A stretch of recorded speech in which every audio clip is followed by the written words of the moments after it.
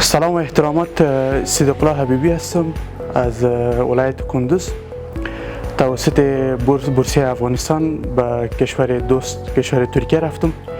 تحصیلات لیسانس ما در رشته الکتریکال الکترونیک انجینری و دوره ماستری ما هم اونجا ختم کردم. زمانی که من به وطن برگشتم امروز یک دوست مشوره کردم. من می‌خواستم که سیستم آنلاین یک کاروبار شخصی داشته باشم. باز اینا امروز یک دوست چون معرفی کردن که مؤسس بیزنس دکتر است سیام پسرلی.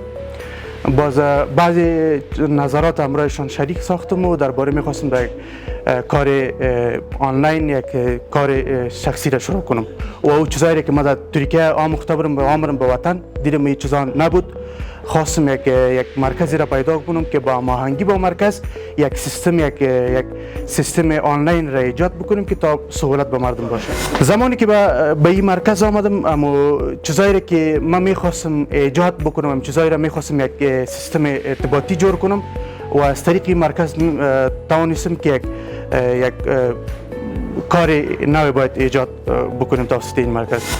بله، مشوره‌ای که اینا برای من دادند معقول، مشوره بسیار مهم و اما چیزایی که من می‌خواستم اینجا تطبیق کنم و توسط اینا یک فکر و یک مفکوری نو برام پیدا شد. خواستم از دیگه جوانایی است که اگر شما امکانات اگر دستان باشه و میخواین یک پیشرفت داشته باشین، یک آینده خوبی داشته باشین، توسط این مرکز شما میتونین مراجعه بکنین.